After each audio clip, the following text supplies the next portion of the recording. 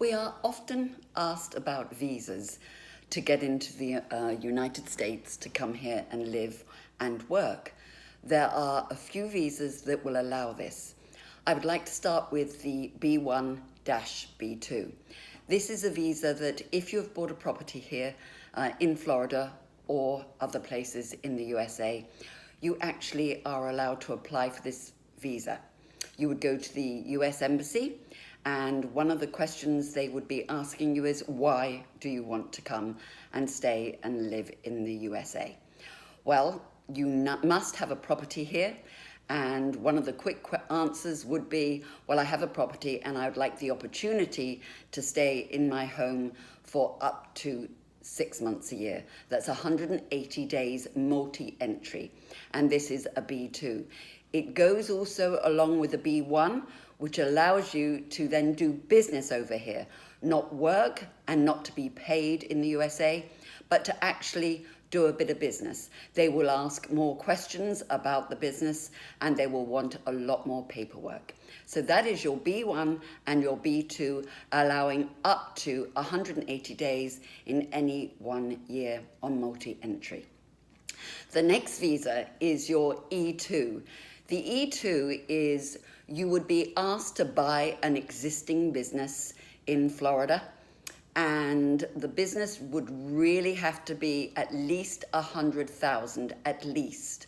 The more you spend, the better the business and the more chances of it continuing and growing. This visa is for a 2-year period, and then you renew and renew and renew. But it never turns into a green card, or should I say, very rarely.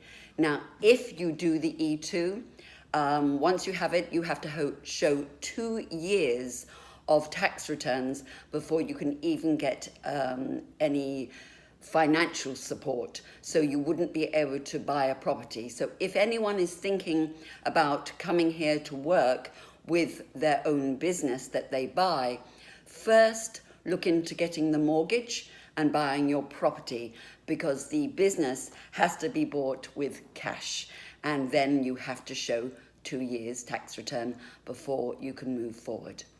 So that's your E2. A lot of people do this one so that they can come here, but you need to see growth all the time. It can't stay stagnant because it has to grow so that it will get renewed and renewed and renewed.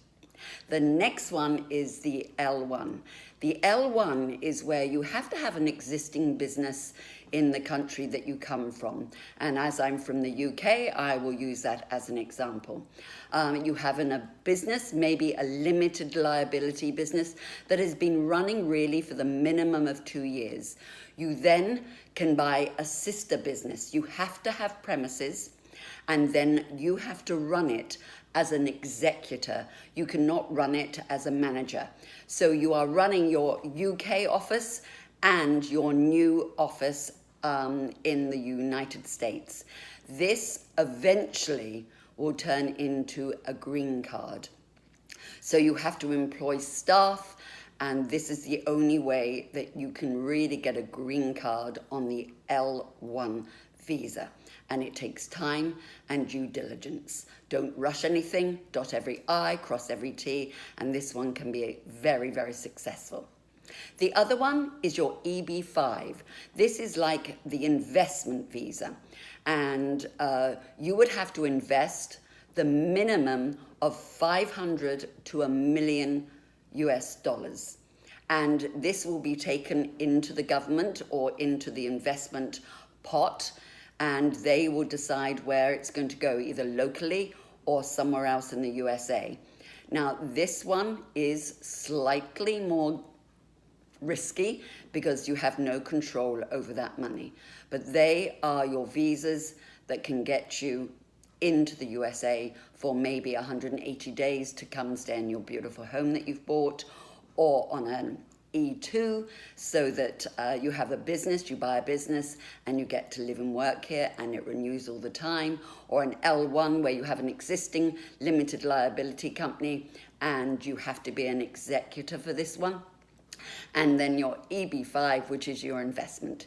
If you're interested in visas and coming here to live, please give us a call at Dudley Real Estate and we will help you. Our knowledge is king, but don't forget, if you're doing visas, we really do suggest an immigration lawyer. So take care. This is Carol Dudley from Dudley Elite Realty, and speak to you soon.